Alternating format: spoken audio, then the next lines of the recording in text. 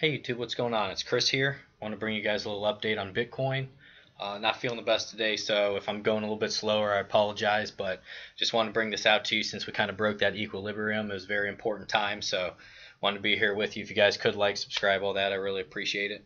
So, guys, you know how we've been in that equilibrium, especially if we're looking at the 4 hour. So let's go up here to the 4 hour. Right here, guys, we had just been traveling. 1 second. Get that off there.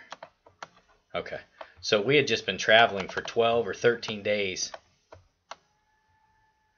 after this spike. We had that huge spike, then we kind of got in this little equilibrium, just moving sideways, and we were waiting to see if we were going to break up with volume or if we were going to break down with volume.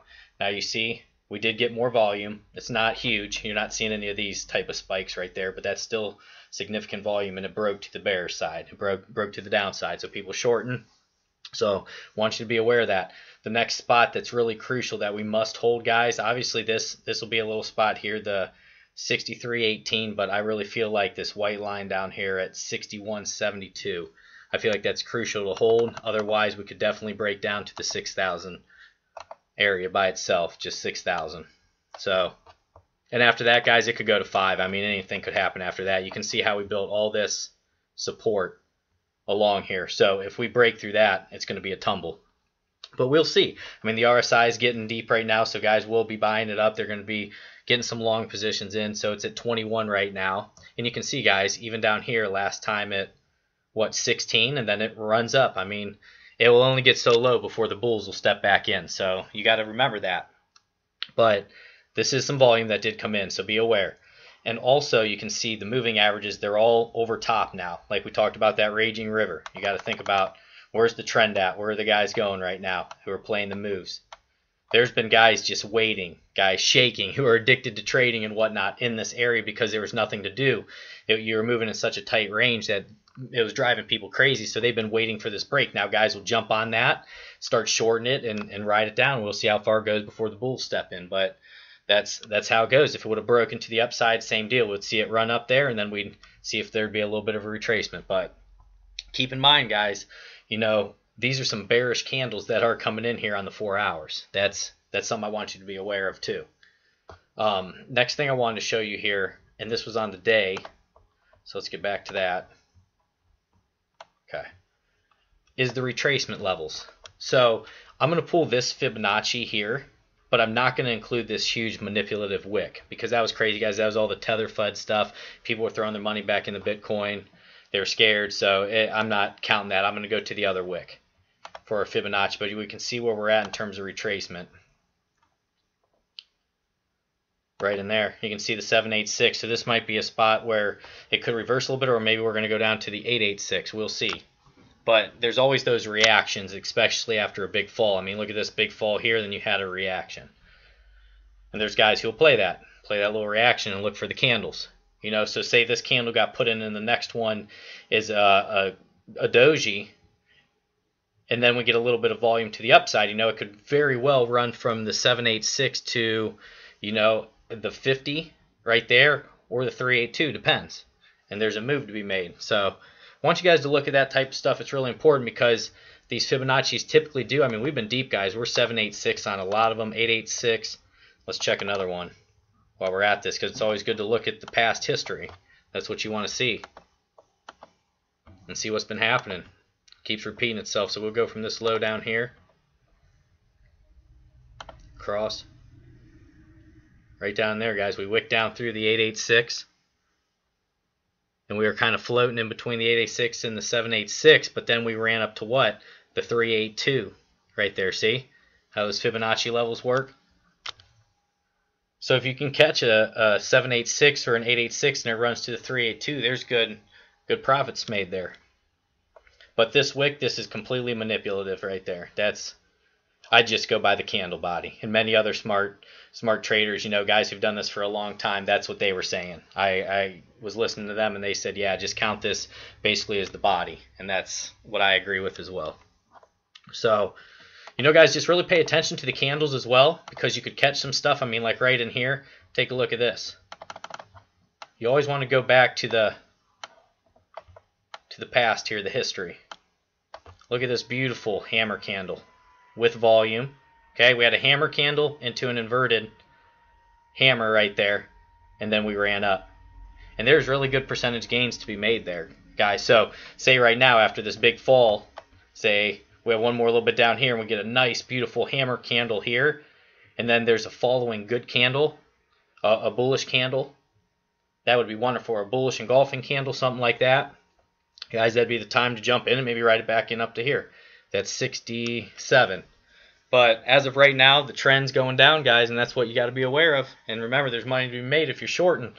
You're able to short, which is really important. You know, a lot of people don't talk about that, but there's exchanges you can go on out there and you can work both sides of the market. So it really doesn't matter what it's doing. But in terms of your long-term holds, you know, the lower it gets, guys, if you do have some cash, then you can start building and accumulating a position for the next run.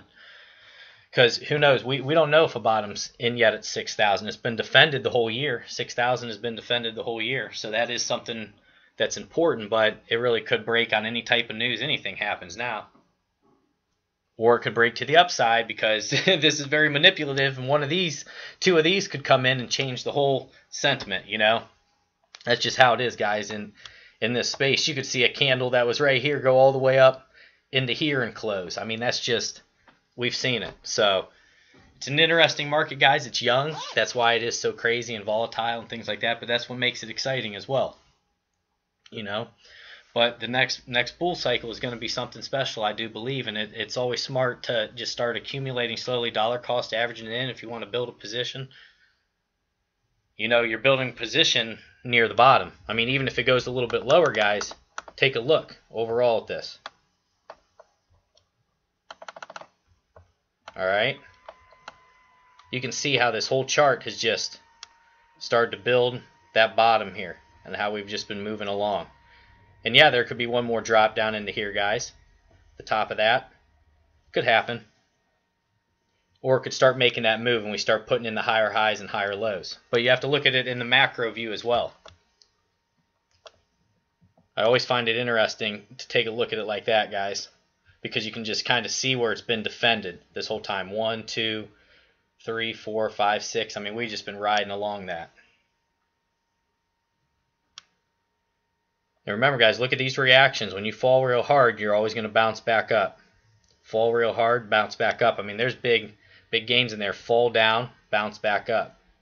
So that's why I say you're in here, and it is going lower. You want to wait for that reaction if you are trying to get out. You don't want to get out when it's free falling like that, unless you had a stop loss or something. But I'm just saying, there's always going to be a reaction, and they're just getting lower and lower, guys. That's the lower highs, and then we're moving across, and it's formed that descending triangle we've talked about, where I talked about it was probably probably 4 days ago.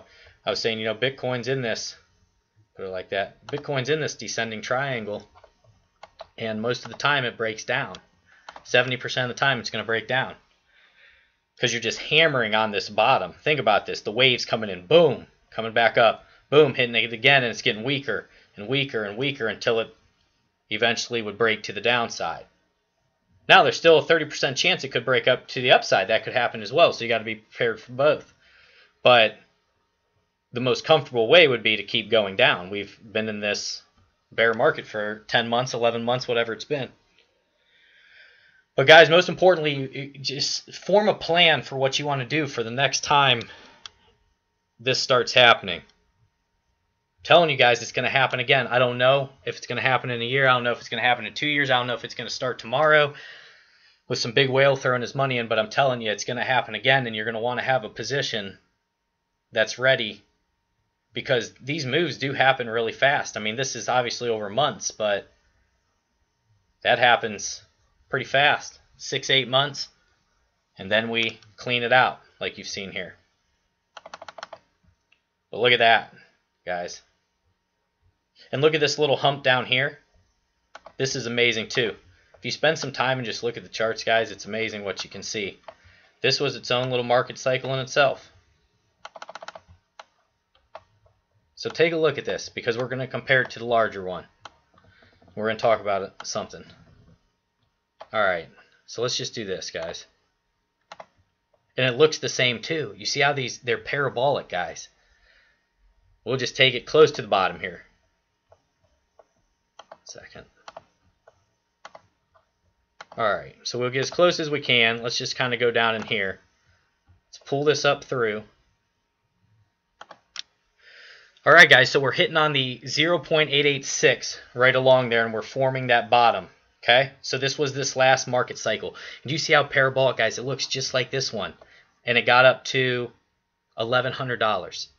So these waves are growing like we talked about. These market cycles are getting bigger as adoption's happening. And this becomes more well known, guys. There's going to be a bigger wave than this that comes in. Now take a look at this. Look how minuscule that is now from what we're looking at. And eventually this will be like that, guys. Down the road, as Bitcoin keeps happening, we could retrace here, and then through the next few years, we start putting in that 1, 2, 3, 4, 5, and we're back up over the top here, and the next wave comes in at $50,000. You know, guys, that's exactly how it could happen. I mean, look how small this is. We're just getting into the S curve. So, yeah, next wave could definitely be up in the $50,000. But it's going to take time. It's going to take time and you know, patience. Time and patience. Now let's see how much we've retraced on this one, guys. So that last one was what, the 886 that bear market got down to? And this is what's going to freak you out here when I show this to you, because Bitcoin could go, if it did the same thing there, we'll even take it from here, which is generous. But Bitcoin could fall to $3,000, guys, before the bottom's in. The 886, let's take a look at that. Right down here around that $3,000, 2,924. Right in that range. We haven't even hit the 786 yet, guys, and that's around the 5,048, 47. Those are definitely possibilities. So be prepared for those as well, but be prepared. What if those are great accumulation areas, guys, for the next market cycle? So wanted to bring this to you. God bless each and every one of you. It's a pleasure. Whenever you guys like and subscribe and leave me comments down there, I'll try my best to get back to them all. And just thank you guys for being here. God bless all of you.